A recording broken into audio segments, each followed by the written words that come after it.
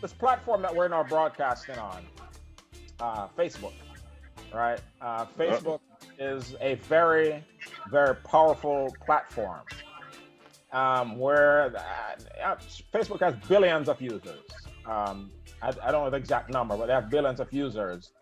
And so with that, there comes a lot of responsibility for managing content that is posted on there, because it's really easy to spread a bunch of misinformation and hate, and so. But Facebook's attitude all along has been, hey, we're just a platform, hey, we're not responsible for what people post on our site. That may have made sense when there were only a few thousand people on Facebook, but now you can have a really big impact. And so as a result of that, there are a few organizations, NAACP, the Anti-Defamation League, and a few other organizations. They started a hashtag Stop Hate for Profit campaign. And the idea behind this is that there are a lot of companies that are unknowingly sponsoring hate speech. So you have a lot of, like white supremacist groups and neo-Nazis who are putting content on Facebook. Facebook doesn't take it down, it stays up there. And then your ad as Mr. Pepsi or Mr. McDonald's is sitting there right next to a very inflammatory ad. Now, I'll show some of those in a second, right after we start the discussion. So as a result of this campaign, where these NAACP and these other organizations, they've gotten many businesses to basically start an ad boycott to stop. Facebook generates about $70 billion in revenue every year, and 99% of that comes from advertising. So as people have talked about trying to regulate them and this and that, that hasn't had an impact. But what will have an impact is dollars. So they've had a lot of companies, like I think last check, about close to 800 advertisers have either paused or stopped advertising on Facebook altogether. I mean, big companies like Coke, like Hershey, like Walgreens, Best Buy, Ford. But out of that 800, Facebook has like 8 million advertisers. But it's still, so far they're projecting that they're going to lose about $7 billion. So it's significant what they're losing. So that's the background of this topic. So my question is, what responsibility does a social media platform like Facebook, like Twitter, like Instagram, what responsibility do they have in the content that is posted on their site? Can they just be hands off and say, hey, we're just the medium and it's up to the individuals? So what responsibility do they have in making sure that they have a safe environment that doesn't promote hate and misinformation? So in my opinion, you got to be real careful when you talk about stuff like that, because the moment you allow someone to come in and start saying, oh, you can't say this and you can't say that, now you're in violation of my constitutional right, freedom of speech, right? And so you don't want to open that can of worms.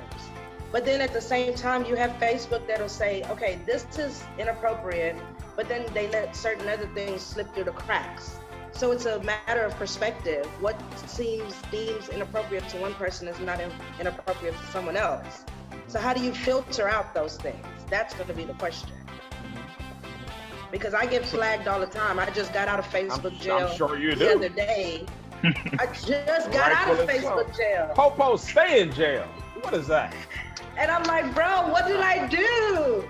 But somebody is just sensitive. Like, let me live already. It was me. I reported you. But no, really, I don't know. What do you think, Tex? I mean, I think they definitely have a responsibility to filter as much content as they can. When you sign up for Facebook, there are certain guidelines that you have to agree to in order to post. And I'm sure, I know 99% of people don't even read the guidelines. Don't read it. Just click, yeah. Yeah. So, and that's what most things, but they have to do their due diligence. If you're silent about it, that speaks volumes. And I think um, that's the going theme right now. I mean, you have to be um, reactive, and there has to be filtering of it. I mean, Facebook employs, I mean, I couldn't tell you how many people, and they have all these people um, actually going through content daily. So um, they definitely have a responsibility there. I mean, like Desiree said, it's hard, and the filter, the freedom of speech thing. Yeah, I can understand that, but I think the most effective policing of Facebook are the users that are on there, because most times that I hear, I've never been flagged for anything. I don't really post that much, but I hear that, or I don't know. Y'all can tell me. Y'all can tell me. Y'all can tell me if somebody flagged you for some reason, and then they have to review it, and then they get back to you within a couple of days and give you a judgment or whatever. I don't know how it works. Right. Police, you know all about that. So yeah. Popo stay in the jailhouse. Yeah, so you mentioned something about. So I think with freedom of speech, I think that sometimes gets misinterpreted, right? So the government, has a responsibility to that they can't, sanction you for, speaking freely based on your First Amendment rights. However, for a private business, they can have their own rules. And similarly, a private entity like a Coke or a Hershey, if they don't, Mr. or Mrs. Coke or Hershey, do not want my ad dollars sponsoring, anti-Muslim campaigns, right? So I'm using my money to say, I don't want to support that. There's nothing legally wrong. That doesn't touch First Amendment at all. It's my money, right, which I spend, and I'm saying that I don't want my money to go about supporting such things. So let me actually show a couple things, some actual examples of some hateful content, and then some ads that appear right beside it. So here's an ad. So here's the content that somebody posted. An old Zionist billionaire supports, Black rights movement, and then something that's anti-Black, Jewish, and then here you have your ads sitting right next to it. Would you want that as a company for your ad to be sitting there right beside it? Or this one, Aunt Jemima, but Aunt Jihadi, which is anti-Muslim bigotry, and then you have an Airbnb ad next to it, right? So there are all kinds of examples like that out there. And so it's when Airbnb cut that check to have their advertising on Facebook, I'm sure they didn't want it sponsoring, anti-Muslim and anti-Black and anti-Jewish content. So as an advertiser, I speak with my money. And if I don't want my money to fund that, then I have a responsibility. That doesn't touch freedom of speech. Yes, freedom of speech does not mean freedom from consequences. Yeah, you can talk it, but hey, I mean, you can go to your job and cuss out your boss. That doesn't mean you're not going to get fired. You're free to say it, so you're not free from the consequence. So, there is definitely a responsibility, I believe, that they have. So there are a list of asks that these organizations have that they want Facebook to do. It's like having within their corporate suite, the C-suite levels, they want to have a civil rights, like a chief, diversity officer or what have you, and like regular audits of the content and that sort of thing. And Facebook has basically given them lip service. They had a meeting with them yesterday where they just kind of showed up and like, yeah, okay, just to check it off on the box that they did this meeting. But all the things that they were asking them to commit to, they wouldn't commit to anything.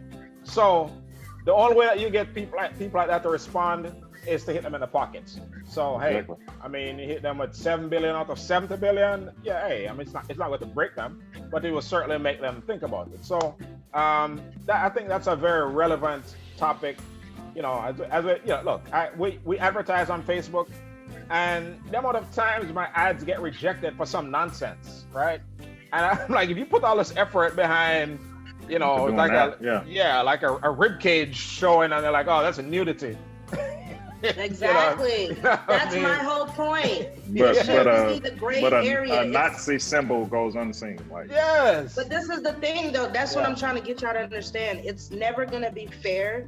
It's always going to be that gray area because it's left up to interpretation of the person that's reviewing it. That's going to be the sensitive one to say, oh, that's oh my God, that's nudity. But somebody else will look at it and say, no, it's fine. And so and that's what you're going to run into all the time. A lot of that. So me as being as a technologist, a lot. Facebook doesn't have individuals reviewing all of this stuff. They have artificial intelligence algorithms where when you post something, it does something. And okay, that, you know, based on my calculation, the program says, okay, that must be nudity. But it just might be somebody's kneecap or something like that. You know what I mean? So it's going to make mistakes.